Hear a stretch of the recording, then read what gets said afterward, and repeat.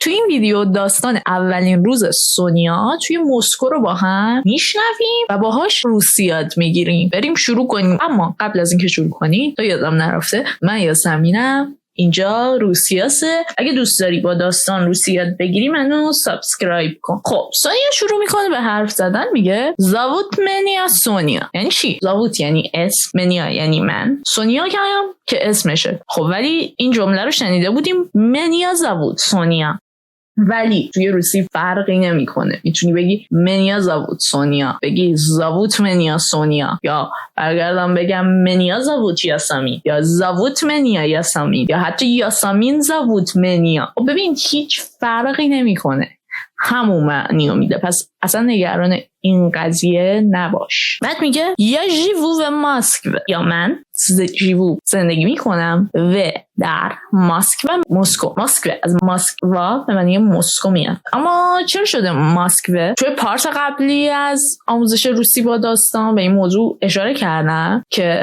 روسا وقتی میخوان بگن در یه جایی آخرش میذارن. این فارسی که میخوام بگم تو اتاق یک نفر هست میگم تو اتاقه، یا حتی میخوام بگم روی میز هست میگم رو میزه، میگم توی دانشگاه هست میگم تو دانشگاهه. ما میگیم توی مسکوه، پس روسا هم اضافه میکنن. اما اگه میخوایم بگیم ماسکواه خیلی عجیب میشه. خب پس میگیم ماسکوه، آشو برمیداریم جاش میذاریم. اما مثلا بخوام بگم تو دانشگاهه میگم و اونیورسیتته، فقط بهش اضافه میکنم چون تهش یه صدایی نداره که اذیت شم اگه بخوام همینطوری اضافه کنم اونیورسیتته. ولی بخوام بگم در مسکو، ماسکوا رو آشو برمیدارم میگم ماسکوه. آفرین، چقدر راحت بود. حالا اتفاقا این اونیورسیتت رو توی جمله بعدیش میگه سیودنیا موی پرویدن و اونیورسیتت. سیودنیا امروز، موی مال من، پروی آفرین اولین،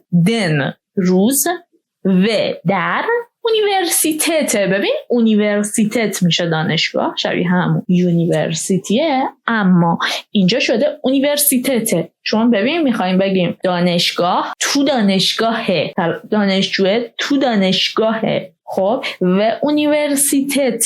پس امروز روز اول من توی دانشگاهه. یا نیم نوگا والنوس، یا من نیم نوگا یکم یه مقدار. ببین نی مثل فارسی که ما نمیذاریم قبل از یه فعل کلمه تا منفیش کنیم یا نا میذاریم. زیبا، نازیبا، میفهمم، نمیفهمم. توی روسی هم همینطوره. نوگا یعنی یه مقدار رو به زیادو میگیم. نیم نوگا یعنی نمقدر زیاد. یا نیم نوگا والنوس یعنی استرسم، یعنی میترسم. صبح زود بیدار میشه، میگه ایرانو فستایو ای پوچال. ای یعنی و، رانو یعنی زود، فستایو یعنی بیدار میشم، زود بیدار میشم. ای پو چای، ای و گفتیم پو یعنی مینوشم، چای هم همون چایه. این راحته، دقیقا توی روسی هم میگیم چای. صبح زود بیدار میشم و چای میخورم. پاتوم یا یه دو نا مترو، پاتوم بعد، یا گفتیم من، یه دو یعنی میرم، نا یعنی با به وسیله اینجا، مترو یعنی همون متروه، با مترو میرم. و مترو نوگالوده، و مترو در مترو، یاد باشه برای مترو اضافه نمیشه. و مترو نوگالوده، نوگا یعنی یه عالمه، لوده مردم. یا سلیشای موزیکو اسماترو و اکنو. یعنی چی؟ یعنی موزیک گوش میدم، یا من سلیشای گوش میدم، موزیکو از موزیکا میاد به معنی موزیک، من موزیک گوش میدم. اسماترو و اکنو، ای یعنی و، اسماترو نگاه میکنم، و در اکنو پنجره. منظور در پنجره نیست، منظورشونه که اون بیرون پنجره نگاه میکنه. توی روسی میگیم و اکنو. بعد شروع میکنه راجع به دانشگاه حرف زدن. اونیورسیتت بالشوی ای کراسیوی، دانشگاه بزرگه و زیباست. اونیورسیتت میدونیم یعنی دانشگاه، بالشوی یعنی بزرگ، ای گفتیم و، красивый, زیبا. Я знакомлюсь с новым друзьями. Я знакомлюсь, یا من знакомлюсь یعنی آشنا میشم. سه با новыми جدید، نو توی فارسی یادت بیاد. друзьями یعنی دوستان. البته روزیا میشه دوستان، اینجا تبدیل شده. چرا؟ توی پاداش صرف شده. پاداش چیه؟ یعنی چی تو سادش صرف شده؟ اگه دوست داری این گرامر رو یاد بگیری منو سابسکرایب کن، چون یه ویدیو میگیرم و اینو بهت درس میده.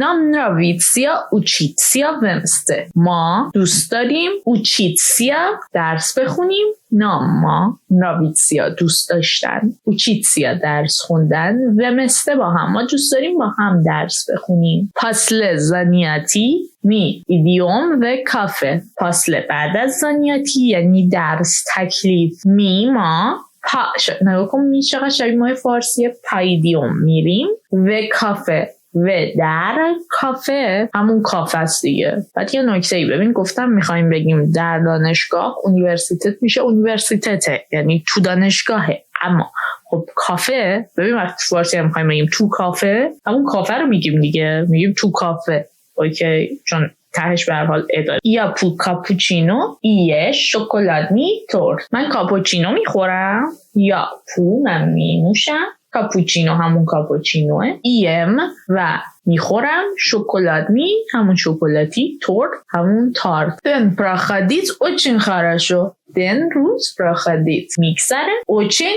خیلی хорошо خوب اوکی. هر کاربردی خوب اوکی داره خرشو داره. روزش خوب میگذره. حالا اگه میخوای داستانهای روسیه بیشتری بشنوی و دوستی ها همینجور سرگرم کننده با داستان یاد بگیری، منو سابسکرایب داشته باش، چون از این داستانا توی کانال زیاد میذارم.